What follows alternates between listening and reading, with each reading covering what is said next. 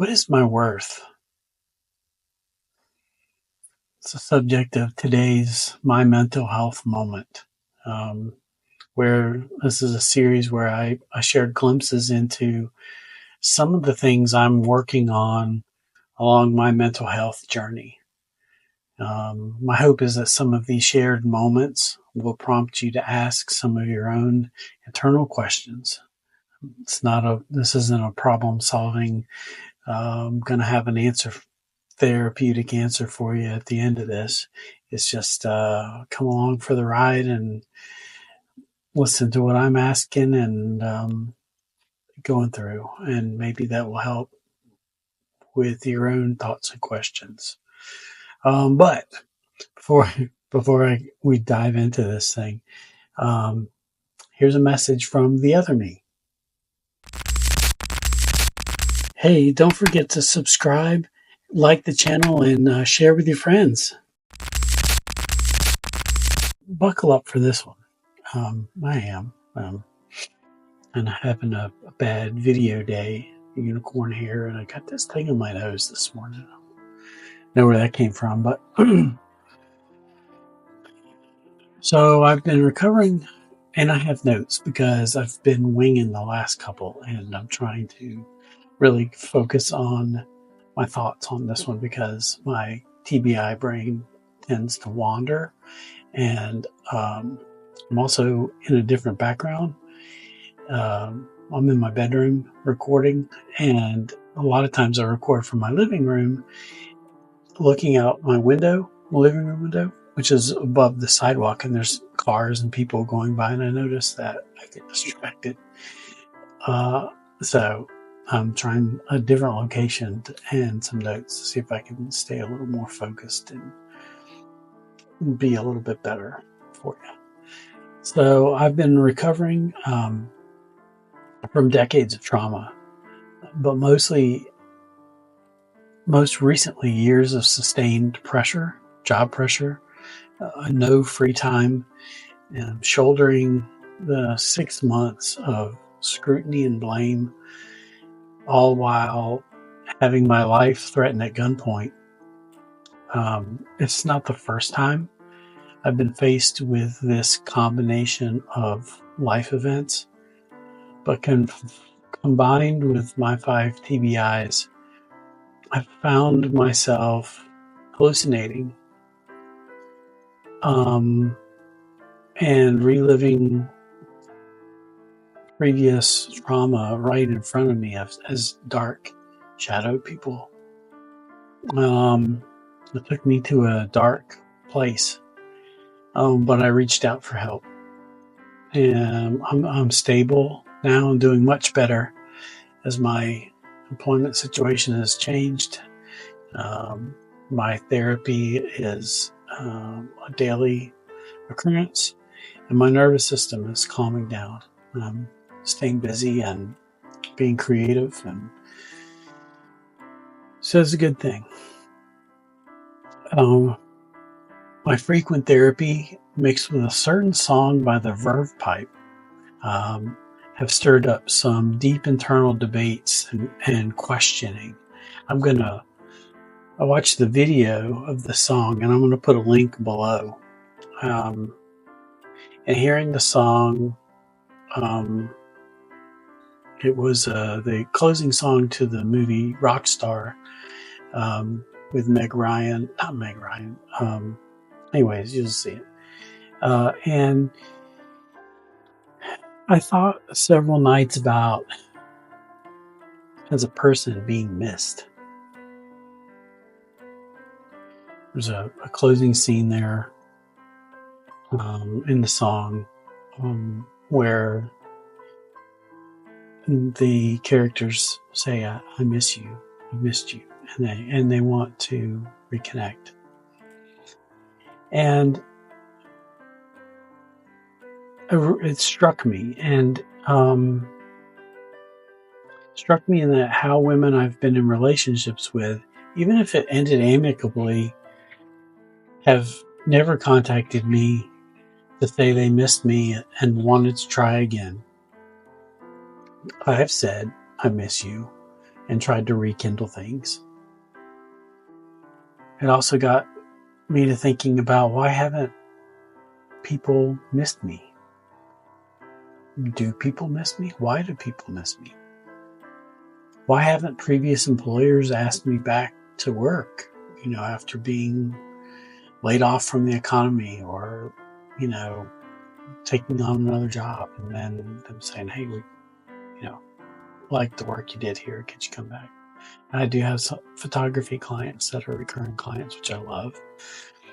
But I've never had like an employer do that. And so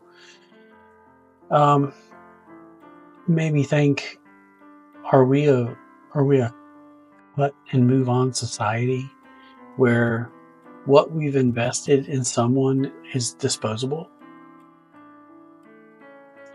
Is missing the way someone made you feel pathetic? I mean, the stereotypical line is move on, look forward, forget the past. But what if we've grown?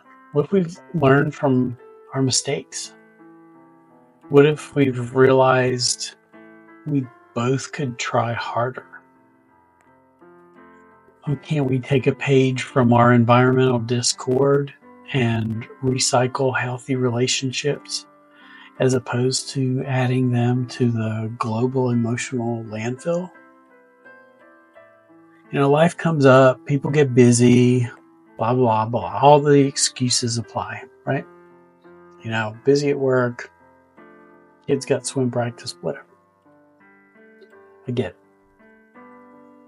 But that doesn't excuse away intentionality.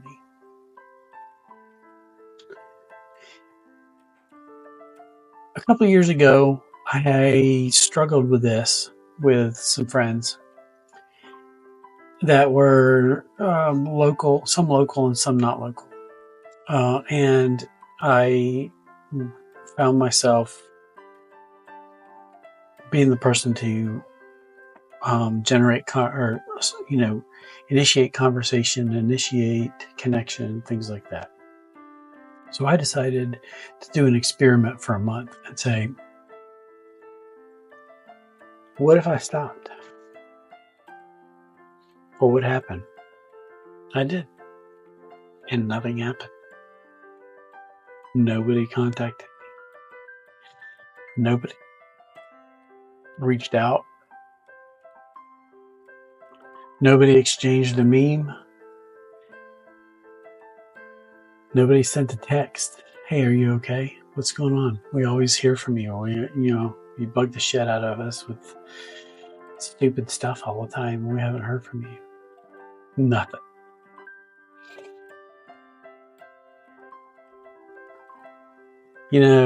And so it really got, I think at that time, I took that information and I sat with it. I didn't do anything with it other than it just hurt my feelings. And then recently, over the past, since January of this year, I've tried to define, I guess overall, I've tried to define my worth, my value to society based on my positive contributions, my ability to help others. And yes, as hard as I try not to,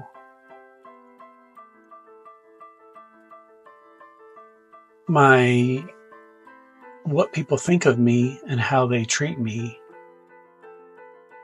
I place some value on that as a person. Especially the people I know. And yes, there's a deeper issue here, but that's for another day, and still discovering all of that. I'm an empath, and as an empath, someone with a heightened ability to emotionally understand what other people feel and see things from their point of view, and imagine myself in their place. right? So it's like putting me in someone else's position and feeling what they're feeling. So if I go into a room with people, even it could even be objects, like at a used, like a thrift shop or something like that. I can feel energy of the people that had them, or um, in a room full of people, I can sense different people's energies and what their emotional state is, and can act accordingly, and genuinely want to help them. But now my system is settling down from being in fight mode over so many years. I'm able to see the relationships that I have. I'm able to see how people want me in their lives. Being so busy for years, I saw most people's interactions, their interest with me, coffee meetings, things like that, as friendships. And as an empath, my desire is to help others and have a need to form connections with people and connect people together. As my therapist and I have been discussing, my questions of being missed or people dropping away, I felt was solely my fault. It meant I was worth less than before.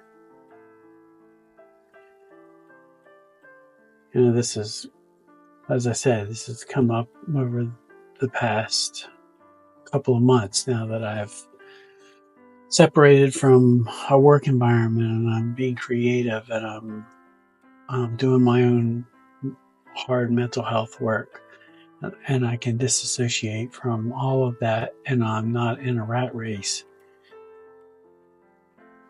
And as my world is slowing down and being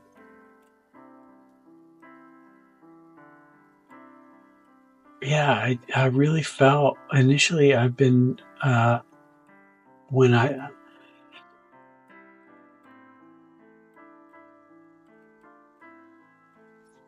when I saw that video of being missed and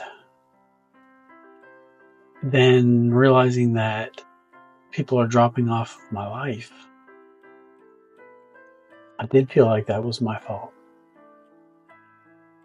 And I felt worthless, worth less to people. I mean, I still do good things and I help people and I create art, and I'm trying to do this channel to help other people. That has value, and I recognize that. But I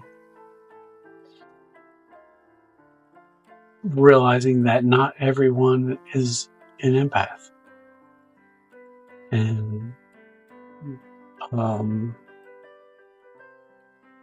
some people take. Saying that as my lived experience sounds naive. Um, Probably because I'm in the middle of my own life, dealing with my internal trauma, and I lack the outside perspective. That's what the beauty of having a great therapist will do for you, is to point these things out and work through exercises with you to help you realize, open your eyes on a lot of different instances and look at some facts and not necessarily some of these emotions that I've been feeling. I am learning what my worth is from being able to really look at relationships, past and present relationships, plus what I do for the people in the community and around me.